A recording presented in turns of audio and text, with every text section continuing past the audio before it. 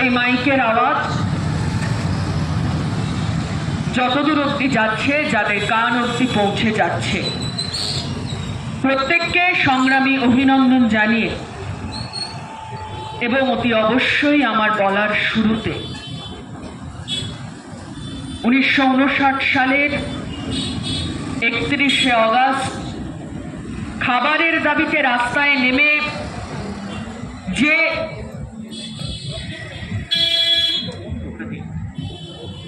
খাবারের দাবিতে রাস্তায় নেমে যে 80 জন মানুষ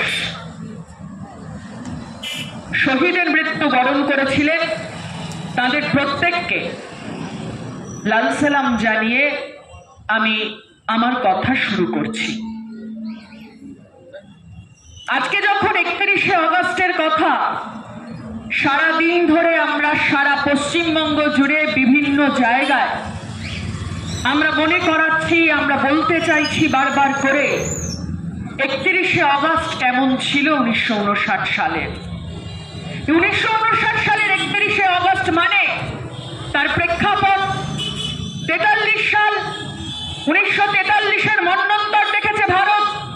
1943-এর মন্বন্তর মানে ইংরেজ সরকার তখন ইংরেজ আমলে দাঁড়িয়ে সেদিন যখন মন্বন্তর হয়েছিল, গোটা পশ্চিমবঙ্গ জুড়ে মানুষ যখন গাঁগঞ্জ থেকে কলকাতা শহরের রাস্তায় এসেছিলেন খাবারের সন্ধানে, আর কলকাতা শহরের রাস্তা যখন ভরে উঠেছিল ফ্যান দাও এই আর্তনাদে, সেদিন যখন ভরে উঠেছিল, কান পাতা দায় হয়েছিল। কার দোষ ছিল সেদিন? ফসল ফলছিল না বাংলায়, ফসল সেদিনও ফলতো বাংলায়, ফসল সেদিনও ফলতো ভারতে, কিন্তু তবুও মানুষের পেটে খাবার ছিল না।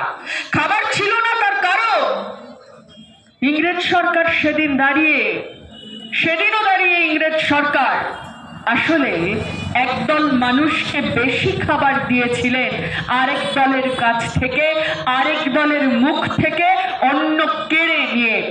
তারপর দাঁড়িয়ে ভারতবর্ষ স্বাধীন হলো। 47-এ ভারতবর্ষ স্বাধীন হলো। স্বাধীনতার বয়স তখন 12। স্বাধীনতার বয়স যখন 12, তখন দ্বিতীয় পঞ্চবার্ষিকী পরিকল্পনা চলছে। সেই সময় দাঁড়িয়ে এ বাংলার মানুষ বুঝলেন পেটে খাবার নেই, রাস্তায় নামতে বাধ্য হলেন মানুষ। রাস্তায় সেদিন যখন নামছেন, তার আগে আরো দুবার রাস্তায় নেমেছেন, এবং শুধু রাস্তায় নামা নয়, 20শে অগাস্ট থেকে আবার আন্দোলন নতুন করে শুরু হয়েছে। তার আগের পর্যায়ে জেলায় জেলায় আইন অমান্য হয়েছে, এবং তারপর দুর্ভিক্ষ প্রতিরোধ কমিটি তৈরি করে শহীদ মিনারের ময়দান থেকে সেদিন নিরন্ন মানুষের মিছিল শুরু হয়েছিল। আর সেই মিছিল যখন শুরু হয়েছে, নিরন্ন মানুষের মিছিল, ভুখা পেটের মিছিল, রাজপথ কাঁপানো মিছিল যখন শুরু হয়েছিল, সেদিন কংগ্রেস সরকারের পুলিশ আমরা দেখেছিলাম তারা খাবারের বদলে লাঠি জুটিয়েছিল। লাঠির আঘাতে মৃত্যু হয়েছিল 80 জনের। এখানেই শেষ হয়নি, কিন্তু এখানেই শেষ হয়নি, নির্বিচারে গুলি চলেছিল। তারপর রাত্রিবেলা দাঁড়িয়ে বউবাজারে এক বাবা আর একটা ছেলে, তারা যখন দরজাটা বন্ধ করতে গেছে, সেই সময়ে পুলিশের গুলিতে মারা যান তারা। আমরা দেখেছিলাম সেই সময় পুলিশের বিরুদ্ধে দাঁড়িয়ে গোটা বাংলার মানুষ প্রবল বিক্ষোভে ফেটে পড়ছেন। সেই সময় বিশ্ববিদ্যালয়ে যখন পুলিশ ঢুকতে যাচ্ছে, কলকাতা বিশ্ববিদ্যালয়, সেই সময় কলকাতা বিশ্ববিদ্যালয় থেকে ওই পুলিশকে ঢিল ছুঁড়ে শুধুমাত্র ছাত্ররা ভাগিয়ে দিয়েছিল। আমরা দেখেছিলাম এই যে সেদিন যখন 59-এর খাদ্য আন্দোলন সেদিন যখন প্রবল আকার ধারণ করছে, সেই প্রবল আকার ধারণ করার পরে দাঁড়িয়েও আমরা লক্ষ্য করেছিলাম সেদিন সরকার খাবার দেয়নি, মানুষ আবার খাবারের সন্ধানে রাস্তায় নামতে বাধ্য হয়েছিল। এত বড় আন্দোলনের পরে দাঁড়িয়েও সেদিন কিন্তু আবার তার পরবর্তীতে কংগ্রেস সরকার ফিরে এসেছিল, আমরা দেখেছিলাম সেদিন দাঁড়িয়ে। কিন্তু 59-এর খাদ্য আন্দোলনের শহীদদের ভূমিকা, 59-এর খাদ্য আন্দোলনের শহীদদের অবদান, তাতে এতটুকু কম হয়ে যায় না বাংলার ইতিহাসে। সেদিন দাঁড়িয়ে রাস্তায় বুঝিয়েছিলেন ওরা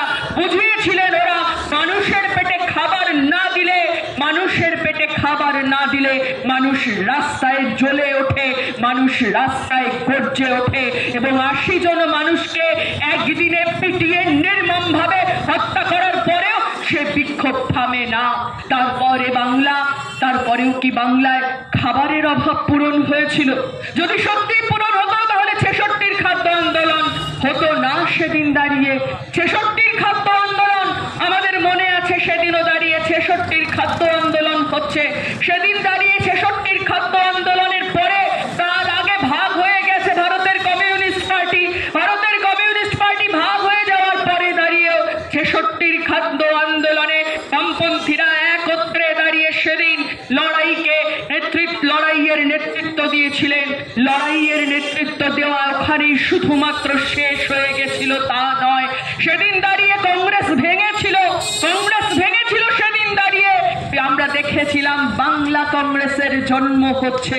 কংগ্রেসের ভেতরে দাঁড়িয়ে সেদিন একদল মানুষ বলেছিলেন যে এভাবে আন্দোলন দমিয়ে দেওয়া ঠিক হচ্ছে না। এসব ইতিহাস আজকে আবার আমাদের আরেকটু ভালো করে এই ইতিহাসের পুনর্পাঠের দরকার রয়েছে, কারণ এই ইতিহাস আপনি সন্ধ্যেবেলা টিভি খুললে দেখতে পাবেন না, হোয়াটসঅ্যাপ ইউনিভার্সিটির পরিচিত হোয়াটসঅ্যাপ গ্রুপগুলোতে না আপনি এ ধরনের কোনো কথা শুনতে পাবেন না, আপনি জানতেও পারবেন না। যদি এই ইতিহাস আজকে আমরা আবার করে না বলি, আমরা জানতেও পারবে না আমাদের পরবর্তী প্রজন্ম এই বাংলাতে দাঁড়িয়ে খাবারের দাবিতে শুধুমাত্র মানুষকে মেরে ফেলা হয়েছিল, খাবারের দাবিতে রাস্তায় নামা মানুষকে। কেন বলছি এ প্রজন্মের জানার দরকার রয়েছে? আজকের দিনে দাঁড়িয়ে যখন এই ভারতবর্ষের বাসিন্দা আমরা, এমনিতে ভারতবর্ষের যা সমস্ত তথ্য বেরোয় সেই তথ্যের দিকে তাকালে আমাদের খুব ভালো লাগবে, দারিদ্র কমছে না। আসলে দারিদ্র কমছে না, যা কমছে আসলে তা হলো এটা দারিদ্র মাপার সূচকগুলো বদলে যাচ্ছে। তাই দারিদ্র কমলেও খাতায় কলমে এই ভুখা পেটে শুতে যাওয়া মানুষের সংখ্যাটা কমছে না, আধ পেটা খেয়ে শুতে যাওয়া মানুষের সংখ্যা কমছে না। প্রতিদিন আমরা দেখছি অপুষ্ট শিশুর জন্ম বাড়ছে, প্রতিদিন আমরা দেখছি মহিলাদের মধ্যে অ্যানিমিয়ার প্রবণতা বাড়ছে, এবং শুধু তাই নয় আমরা এও দেখছি সাথে সাথে শিশু মৃত্যুর হারে ভারতবর্ষ আমরা দেখছিলাম ক্রমশ কম হচ্ছে শিশু মৃত্যু। সেই শিশু মৃত্যুর হারে আবার আমরা একটু করে সামনের দিকে এগোতে শুরু করেছি, কারণ সভ্যতা তো পেছনের দিকে হাঁটতে শুরু করেছে। সভ্যতা পেছনের দিকে না হাঁটলে কি আর শিশু মৃত্যুর হার বাড়ে বলুন তো? অপুষ্টিতে ভোগা মহিলাদের সংখ্যা বাড়ে, অপুষ্ট মা অপুষ্ট শিশু জন্ম দেওয়ার সংখ্যা বাড়ে নাকি কোনোদিন? কিন্তু আমাদের ভারতবর্ষে দাঁড়িয়ে এখন অপুষ্টি বাড়ছে, ক্রমশ বাড়ছে। এই অপুষ্টি যখন একদিকে বাড়ছে তখন অন্যদিকে দাঁড়িয়ে আমরা দেখছি অপুষ্টি যখন প্রত্যেক দিন বাড়ছে, সেই সময় আমরা দেখছি খাবার জিনিসের দামও বাড়ছে একটু করে, নিত্য প্রয়োজনীয় জিনিসের দাম বাড়ছে, রেশন ব্যবস্থা প্রত্যেক দিন দুর্বল হচ্ছে। আর রেশন ব্যবস্থা মানে আমরা তো জানি, রেশন ব্যবস্থা যদি শক্তিশালী হয় তাহলে বাজারে রেশনে যে জিনিসপত্রগুলো পাওয়া যায় সেগুলোর দাম বাজারের নিয়ন্ত্রণের মধ্যে থাকে। কিন্তু আমার দেশের সরকার 2014 সাল তারও কিছু আগের থেকে শুরু হয়েছিল, 2014 সালে নরেন্দ্র মোদীর সরকার এসে খুল্লা যা শুরু করলো, তাতে রেশন ব্যবস্থাটাকে আসলে তুলে দিচ্ছে। কার হাতে তুলে দিতে চাইছে? তুলে দিতে চাইছে আদানি বাবুদের হাতে। আদানি বাবুদের হাতে যদি চলে যায় রেশন দোকানগুলো, তাহলে আমরা জানি আদানি বাবু আম্বানি বাবুদের হাতে রেশন দোকান চলে গেলে আমরা এ তো জানি নীতা আম্বানি আবার 4টে বিজ্ঞাপন দিয়ে বলবেন উনি কত ভালো কাজ করছেন শিক্ষার বিস্তারে, এসব আমরা দেখতে পাবো বটে। কিন্তু হ্যাঁ, আমাদের অধিকার, খাদ্যের অধিকার প্রত্যেক দিন একটু করে সাধারণ মানুষকে হারাতে হবে। যেভাবে আজকের দিনে দাঁড়িয়ে শিক্ষার অধিকার হারাচ্ছে, আজকে শিক্ষার অধিকার পশ্চিমবঙ্গের বুকে দাঁড়িয়ে আমরা দেখেছি হার বাড়ছে। সেই পশ্চিমবঙ্গের বুকে দাঁড়িয়ে গ্রামকে গ্রাম, প্রত্যন্ত গ্রামাঞ্চল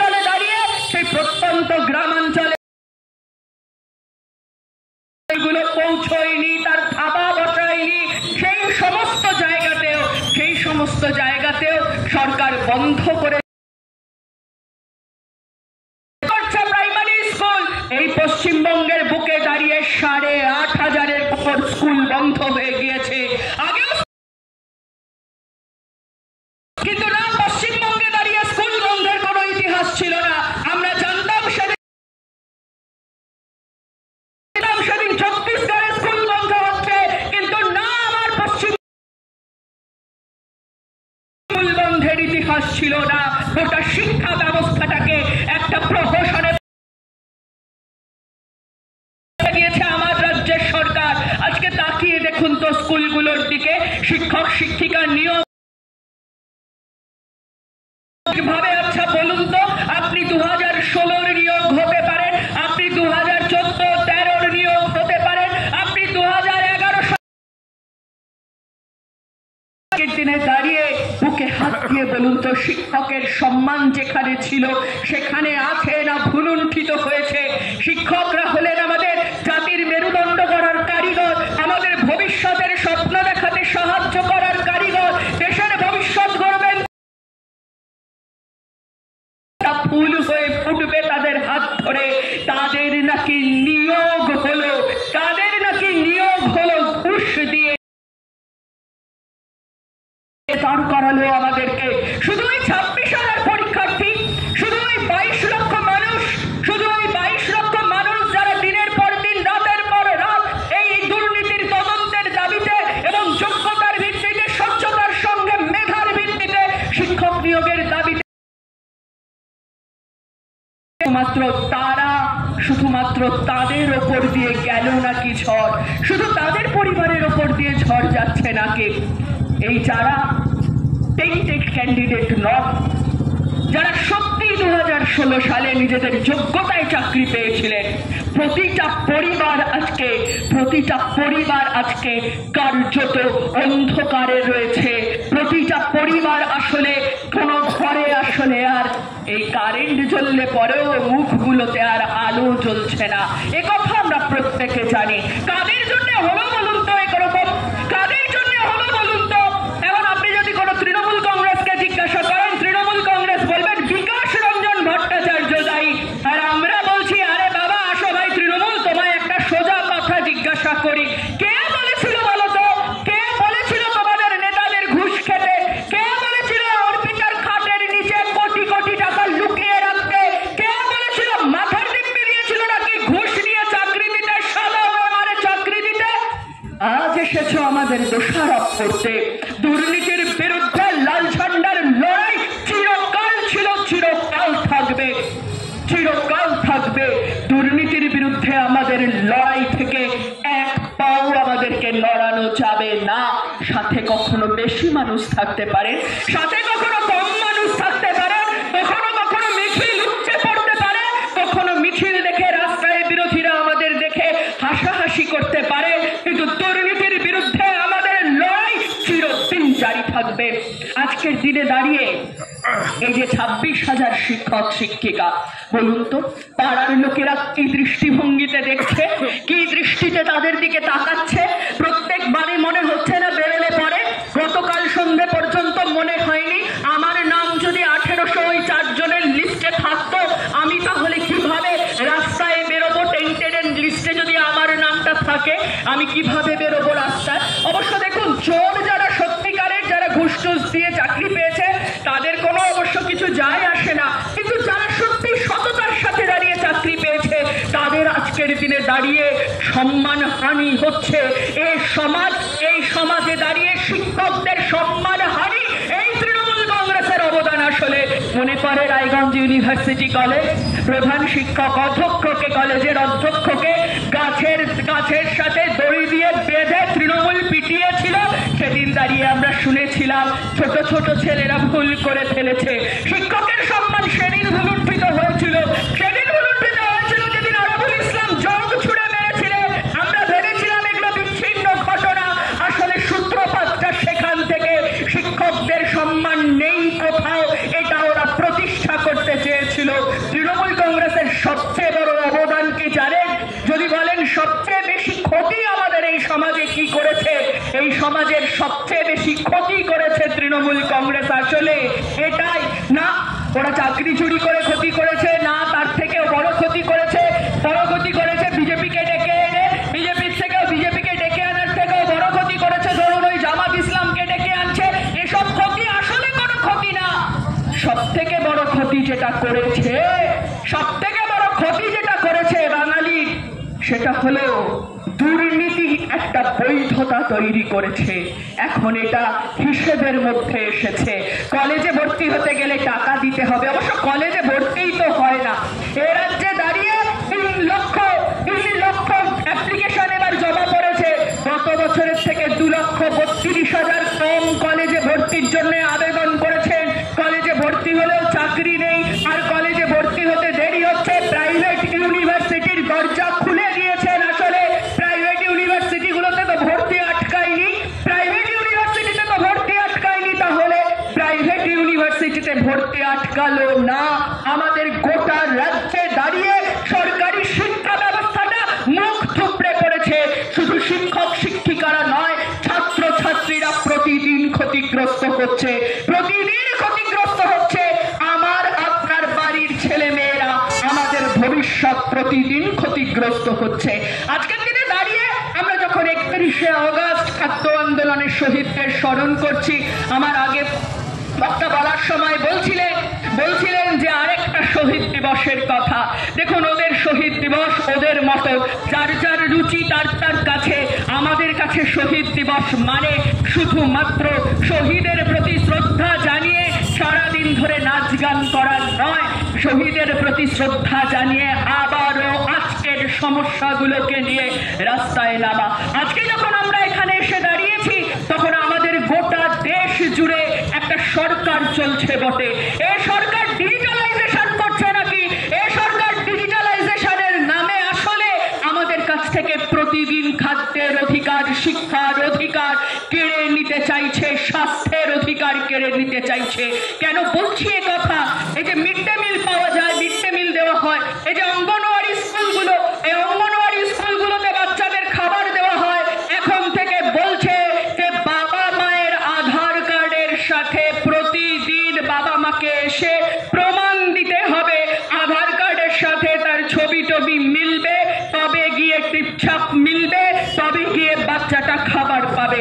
আচ্ছা বলুন তো, anganwadi school, mid day meal school কাদের জন্য শুরু হয়েছিল? এই মিড ডে মিল দেওয়া মূলত কিসের জন্য শুরু হয়েছিল? গরিব বাড়ির বাচ্চারা যাতে পড়াশুনো করতে আসে, কলেজে আসে, স্কুলগুলোতে, যাতে খাবারের অভাবে স্কুল ছুটের সংখ্যা না বাড়ে, সেজন্য তৈরি হয়েছিল এই স্কুলগুলো। আজকের দিনে দাঁড়িয়ে এই তৃণমূল কংগ্রেসের সরকারের আমলে স্কুল ছুটের সংখ্যা প্রত্যেক দিন বাড়ছে, স্কুল ছুটের সংখ্যা বাড়ছে, আর ওদিকে দাঁড়িয়ে মিড ডে মিলের টাকা, বরাদ্দ টাকা মিড ডে মিলে না, বরাদ্দ টাকা বাড়ছে না মিড ডে মিলে। আচ্ছা, এই যে নতুন নিয়ম করেছে যে ওই আধার কার্ডের সঙ্গে মিলাবে টেলাবে, তারপরে ভেরিফিকেশন হওয়ার পরে বাচ্চারা খাবার পাবে।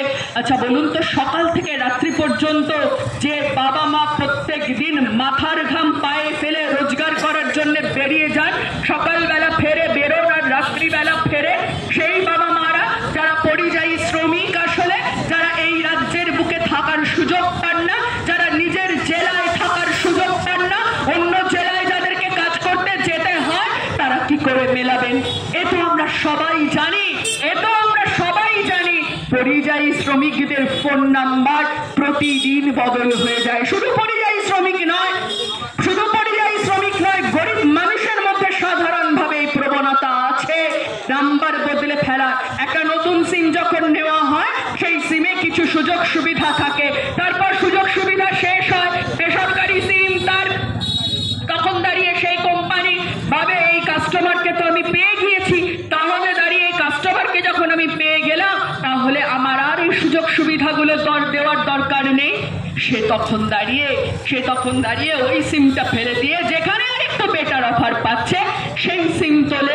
আবার ধরুন যে মানুষ রাজ্যের বাইরে কাজ করে, এক জেলায় যখন কাজ করছেন, এক রাজ্যে কাজ করছেন, সেখানের সিম তোলেন, লোকাল সিম, আবার অন্য রাজ্যে চলে গেলে সেখানের লোকাল সিম তোলে।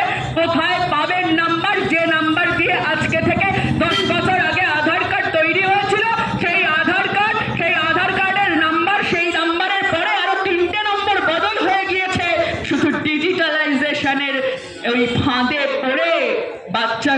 মিড ডে মিল, অঙ্গনওয়াড়ি স্কুলের খাবার দাবার কিচ্ছু পাবে না। যা সার্কুলার এসেছে সেটা যদি সত্যি সত্যি ইমপ্লিমেন্ট করা হয়, আপনি ভাবতেই পারেন এ রাজ্যে তো তৃণমূল কংগ্রেস আছে, এ রাজ্যে তৃণমূল কংগ্রেস নিশ্চিতভাবে এ সমস্ত সার্কুলার মানতে দেবে না, মানবে না। তাহলে আপনি আরেকটু ভুল করছেন। আমাদের এই রাজ্যের সরকার, কেন্দ্রীয় সরকারের যা যা সিদ্ধান্ত আসে, কোন সিদ্ধান্তের সরকারি বিরোধিতা করেন না। ওখানে দাঁড়িয়ে, পার্লামেন্টে দাঁড়িয়ে যখন ভোট দেওয়ার প্রশ্ন আসে তখন পার্লামেন্ট থেকে বেরিয়ে যান, বিরোধী পক্ষে ভোট দেয় না। আর আমাদের রাজ্যে ফিরে চুপিসারে সমস্ত নিয়ম কানুন, আসলে সমস্ত নিয়ম কানুন যা কেন্দ্রীয় সরকার করছে বিজেপি শাসিত রাজ্যগুলোর আগে আমার রাজ্যের সরকার প্রয়োগ করে। সেটা শিক্ষা হতে পারে, সেটা স্বাস্থ্য হতে পারে, সেটা পরিবহনে হতে পারে। ওই যে গাড়ি ধরলে ফাইনের টাকা বেড়ে গিয়েছে, তো কেন্দ্রীয় সরকারের নীতি। তৃণমূল কংগ্রেসের নেতারা আপনাদের জিজ্ঞাসা করছি, মমতা ব্যানার্জির তো এত বিরোধিতা, তাহলে কেন বলুন তো, কেন বলুন তো তাহলে দাঁড়িয়ে ওই নীতি এখানে প্রয়োগ করলেন? বহু রাজ্য আছে সে নীতি ওখানে প্রয়োগ করেনি তারা, কিন্তু আমাদের রাজ্যের সরকারের সে ধক নেই। অবশ্য ধক থাকবে কি করে? অভিষেক ব্যানার্জি তো এখনো জেলের বাইরে আছেন। এসব শর্তেই তো জেলের বাইরে আছেন।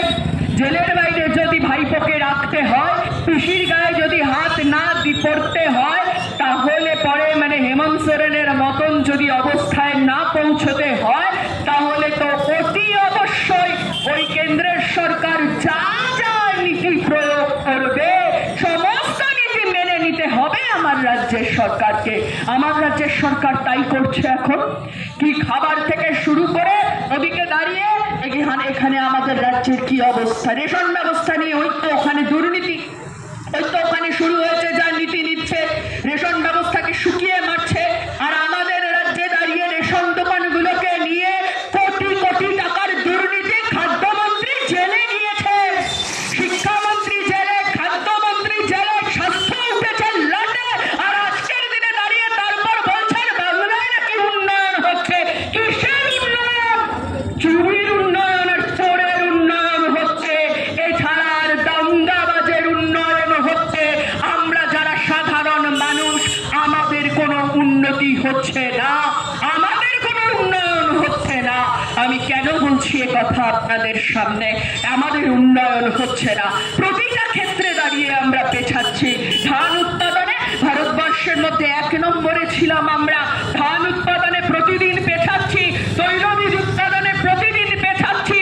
শিল্পে আসতো যা লগ্নি হতো, এখানে শিল্পে যা লগ্নি হতো আমার পশ্চিমবঙ্গে, এই শিল্পের লগ্নিতে গত এই 2011 সাল থেকে গত 14 বছরে প্রতিদিন পিছিয়েছি আমরা, প্রতিদিন পেছাচ্ছি আমরা কর্মসংস্থানে। আর তারপরে দাঁড়িয়ে বলছেন আমাদের রাজ্যে উন্নতি হচ্ছে। বলতে গেলেই বলবেন আমরা কন্যাশ্রী দিই, আমরা যুবশ্রী দিই, বেশ করেন দেন, ওটা দেওয়া আপনার কাজ। আপনি নিজের বাড়ির থেকে এনে দেন না। পার্থর বাড়িতে যে টাকাগুলো জমানো ছিল, অর্পিতার বাড়ির খাটের তলায় যে টাকা জমানো ছিল, বা যে টাকায় ওই অভিষেকের অত বড় বাংলো বাড়ি উঠেছে কালীঘাটের বুকে, যে টাকা দিয়ে, যে টাকায়, যে মস্তানিতে কালীঘাটের 35টা প্লট আসলে দখল করে নিয়েছেন না, সেসব টাকায়, যে টাকায় টালির চালের ঘরে এসি লেগেছে না, সেসব টাকা দিয়ে আপনারা আমাদেরকে, আমাদের সাধারণ মানুষের জন্য কন্যাশ্রী, যুবশ্রী, শ্রমশ্রী এসব কিচ্ছু দেন না। দেন আমাদের ট্যাক্সের টাকা থেকে। একটা উন্নয়নশীল দেশ, উন্নয়নশীল দেশ, জনকল্যাণমূলক রাষ্ট্র, এখানে দাঁড়িয়ে মানুষের উন্নতির জন্য এ ধরনের ভাতা থাকবে, এটাই খুব স্বাভাবিক ব্যবস্থা। এবং সরকারের সময়ও ছিল না, কন্যাশ্রী নাম ছিল না, incentive for girl child, incentive for girl students এই নামে ছিল সেদিন দাঁড়িয়ে। সেদিনও দাঁড়িয়ে সাইকেল দেওয়া হতো, কিন্তু কাদের কাছে পৌঁছতো এই টাকা? কাদের কাছে পৌঁছতো সাইকেল? যাদের দরকার রয়েছে তাদের কাছে শুধুমাত্র পৌঁছতো, যাদের দরকার নেই না, যারা পারবেন নিজেদের ব্যবস্থা করে নিতে, যারা পারবেন বাড়ির মেয়েকে পড়াতে, না তাদের কাছে পৌঁছতো না, খুব স্বাভাবিকভাবেই পৌঁছতো না। তার ফলে সেদিন দাঁড়িয়ে টাকার পরিমাণ বেশি ছিল আজকের তুলনায়। সেদিন দাঁড়িয়ে আজকে অনেক টাকা বরাদ্দ হয়েছে, কিন্তু তার 1/3 টাকা আসলে কন্যাশ্রী প্রকল্পে, 1/3 টাকা খরচ হয়ে যায় বিজ্ঞাপন দিতে দিতে। আমাদের কাছে না বিজ্ঞাপনের থেকে আরো বেশি উপভোক্তার সংখ্যা অনেক বেশি জরুরি। আরো বেশি উপভোক্তার সংখ্যা এই লাল ঝান্ডার মানুষদের কাছে, এই সাদা ঝান্ডার মানুষদের কাছে উপভোক্তার সংখ্যা বাড়াটা অনেক বেশি জরুরি। আজকে যখন আপনাদের কাছে এসেছি কথাগুলো বলতে, তখন আরো আরেকটা কথা আসলে না বললেই নয়, এই যে ভাতা দেন উনি, এত বড় বড় কথা বলেন তার জন্য।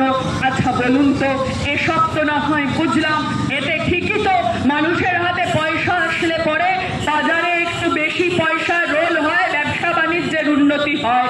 কেন ডিএর টাকা দিচ্ছেন না?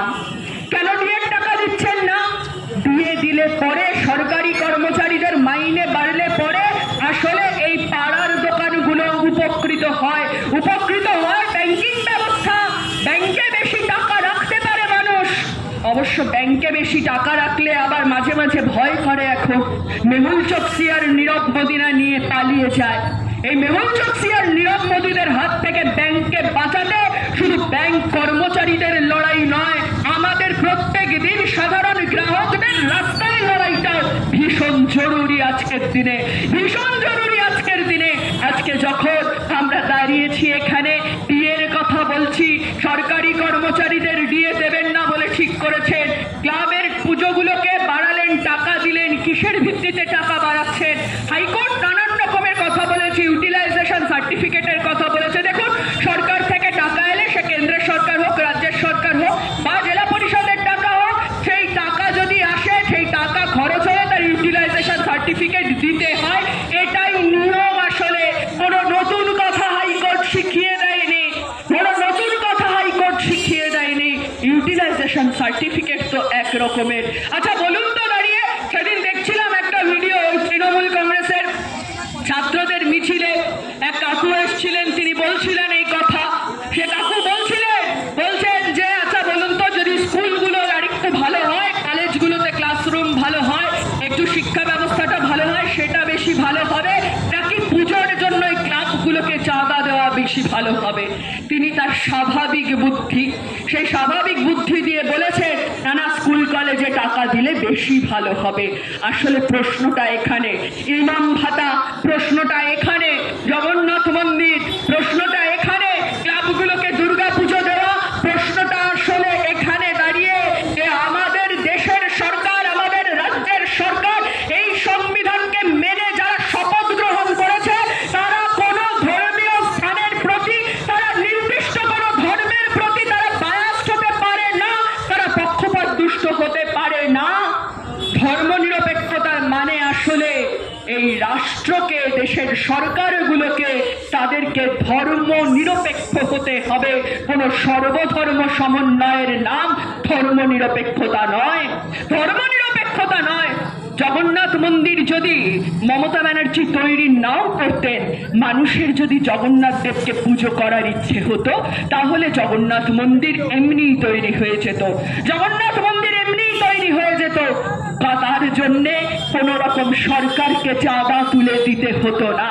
এই সরকার যখন সরকারি কোষাগার থেকে টাকা যখন খরচ করেনি, তখনও আমাদের রাজ্যে দাঁড়িয়ে বহু জায়গায় মন্দির তৈরি হয়েছে, মসজিদ তৈরি হয়েছে, গির্জা তৈরি হয়েছে, গুরুদ্বারা তৈরি হয়েছে। মানুষ নিজের ধর্মাচরণের জায়গা মানুষ নিজের জন্য নিজে বানিয়ে নিয়েছেন। আমরা বলছি, শুনুন, আপনাকে মন্দির মসজিদ বানিয়ে দিতে হবে না, শুধু মানুষের হাতে রোজগারের ব্যবস্থাটুকু করুন, সম্মানের সাথে রোজগারের ব্যবস্থাটুকু করুন, তারপর ধর্মপ্রাণ মানুষ নিজের মতন করে নিজের ধর্মস্থল বানিয়ে নেবেন। ও বিষয়ে তৃণমূল কংগ্রেসকে চিন্তা করতে হবে না, আজকের দিনে দাঁড়িয়ে গোটা ভারতবর্ষ জুড়ে এক নতুন খেলা শুরু হয়েছে। এতদিন ছিল ধর্মের ভিত্তিতে ভাগ করার খেলা শুধুমাত্র। আমাদের রাজ্যে দাঁড়িয়ে ভোট এলেই আমরা দেখতাম একটা নতুন রকমের রব উঠে গেছে, বলতো সাম্প্রদায়িক শক্তি বিজেপি এসে যাবে, তাই কোনোভাবে আর বিজেপিকে আটকাতে হবে, তাই তৃণমূল কংগ্রেসকে ভোট দাও। আর একদল গিয়ে বলতো, শুনুন ভাই, এই তৃণমূল কংগ্রেস যা করছে তার উল্টো দিকে দাঁড়িয়ে ভোট ভাগ করে লাভ নেই, বিজেপিকে আগে আনতে হবে, তারপরে দাঁড়িয়ে আগে রাম আসলে পরে বাম আসবে। মানুষ নিজের অভিজ্ঞতায় বুঝেছেন, 19 লোকসভা থেকে বুঝেছেন, পঞ্চায়েত থেকে বুঝেছেন যে যাহা বিজেপি তাহাই তৃণমূল। এই যখন দাঁড়িয়ে ঝড় উঠল, আমফানের ঝড় উঠল, তখন বিজেপি পরিচালিত গ্রাম পঞ্চায়েত আর তৃণমূল কংগ্রেস পরিচালিত গ্রাম পঞ্চায়েত ট্রিপল চুরিতে কারোর কোথাও কার্পণ্য ছিল না, একে অন্যের সাথে দাঁড়িয়ে সেদিন প্রতিযোগিতা করেছে। মানুষের কাছে পৌঁছে দেওয়া নয়, প্রাণ আর ট্রিপল চুরির প্রশ্নে বিজেপি আর তৃণমূল গ্রাম পঞ্চায়েত স্তরে নিজেদের মধ্যে সেদিন প্রতিযোগিতা করেছে। আর সবচেয়ে বড় কথা তো বলে দিয়েছিলেন মোহন ভাগবত আরজিকরের সময়, রাজ্য সরকারের পাশে দাঁড়াতে হবে, রাজ্য সরকারের পাশে দাঁড়াতে হবে। আজ বিজেপির প্রতিনিধিরা যতই গলা তুলে অগ্নিমিত্রার কথা বলুন, আমরা এ কথা সবাই জানি। সেদিন যখন 14ই আগস্টের রাত দখল থেকে শুরু করে তারপর গোটা সময়টা জুড়ে অভয়ার আন্দোলন চলেছে, তিলোত্তমার বিচারের দাবিতে যখন আন্দোলন চলেছে, ওই খুন ধর্ষণ আর তার সাথে স্বাস্থ্যক্ষেত্রের দুর্নীতির বিরুদ্ধে দাঁড়িয়ে আন্দোলন চলেছে, ওই প্রবল আন্দোলনের ঢেউয়ে বিজেপি কোথায় ছিল সেদিন? এক ফোঁটা দেখা যায়নি। ছিলাম আমরা, আপনারা, সাধারণ মানুষ, আর তার সাথে ছিল বামপন্থী চেতনা সম্পন্ন মানুষ। রাস্তায় একসঙ্গে হাত ধরাধরি করে আমরা হেঁটেছি সেদিন। আমরা মনে রাখতে চাইনি কেউ যে ঝান্ডাটা উনি ধরেন সে ঝান্ডাটা আমার পছন্দের কিনা, আপনি মনে রাখতে চাননি। আমরা মনে রাখতে চাইনি সেদিন দাঁড়িয়ে আপনি বামপন্থীদের অপছন্দ করে সেদিন কতটা ঠিক আমাদের বিরুদ্ধে দাঁড়িয়ে কবে কথা বলেছেন। আমরা শুধু এইটুকু জেনেছি যে আমাদের রাজ্যের বুকে কর্মক্ষেত্রে একজন মহিলা, তার উপরে হিংসাত্মক ঘটনা হয়েছে, কর্মক্ষেত্রে যৌন নির্যাতন, কর্মক্ষেত্রে হিংসা, কর্মক্ষেত্রে ধর্ষণ, কর্মক্ষেত্রে খুন, তার বিরুদ্ধে দাঁড়াতে হবে আমাদেরকে গোটা বাংলার মানুষকে সাথে নিয়ে। রং দেখার সময় ছিল না সেদিন, রং আমরা দেখিনি। আজ যারা ওই আন্দোলনের রং লাগাতে চাইছে, আসুন তাদেরকে আরেকবার মনে করিয়ে দিই, আমরা অধিকারের জন্য রাস্তায় হাঁটতে হাঁটতে নিজেদের রং নিজেরা চিনে নিতে পারি। আপনাদের নতুন করে এ বাংলার মানুষকে রং চেনানোর দরকার নেই। আজকে যখন একটা বছর পেরিয়ে গেছে তিলোত্তমার আন্দোলনে, আজকে যখন একটা বছর পার হয়ে গেছে, আমাদের সামনে যখন ল কলেজ, প্রতিদিন প্রাতিষ্ঠানিক দুর্নীতি, প্রাতিষ্ঠানিক যৌন হিংসা প্রতিদিন যখন বাড়ছে, সেই সময় দাঁড়িয়ে আমাদের বিজেপির কাছ থেকে এই আন্দোলন শিখতে হবে। আমরা ভুলে যাইনি তো বিলকিস বানু, আমরা ভুলে যাইনি বিলকিস বানুর যারা সেদিন দাঁড়িয়ে ধর্ষক ছিলেন, তাদেরকে রাজ্য সরকার রেকমেন্ড করেছিল, তাই তাদেরকে ছেড়ে দেওয়া হয়েছিল। তারপর বিজেপির নেতারা ধর্ষকদের ফুলমালায় বরণ করে নিয়ে বলেছিলেন ওরা ব্রাহ্মণ, ওরা উচ্চ বংশের, ওরা রেপ করতে পারে না। আমরা বলছি ধর্ষকদের কোন রকমের কোন জাতপাত কিচ্ছু হয় না, ধর্ষকদের কোনো জাত নেই, কি ব্রাহ্মণ কি শূদ্র। ঠিক যেমন ওই স্যান্ডো ববির সঙ্গে সৌগত রায়, তোয়ালে সৌগত, এদের কোনো আসলে ধর্মে ভাগ নেই, এরা দুজনেই আসলে চোর। ঠিক সেরকমই ধর্ষকদের কোনো নির্দিষ্ট ধর্ম থাকে না। আজকে যখন আমাদের এই গোটা পশ্চিমবঙ্গের বুকে দাঁড়িয়ে আমরা 31শে আগস্ট গোটা পশ্চিমবঙ্গ জুড়ে খাদ্য আন্দোলনের শহীদদেরকে স্মরণ করছি, তখন দাঁড়িয়ে আমাদের গোটা দেশের ব্যবসায়ীদের মাথায় হাত পড়েছে, কাপড়ের ব্যবসায়ীদের মাথায়, আর তার সাথে শুরু করে হাত পড়েছে চামড়ার ব্যবসায়ীদের মাথায় হাত পড়েছে। ওষুধ শিল্প নিয়ে যারা কারবার করেন তাদেরও খুব একটা ভালো ঘুম আসছে এমনটা নয়, কারণ ট্রাম্প বাবু 50% শুল্ক চাপিয়ে দিচ্ছেন আমাদের উপরে। শুল্ক চাপাচ্ছে কি বলছেন? রাশিয়ার থেকে তেল নেওয়া যাবে না।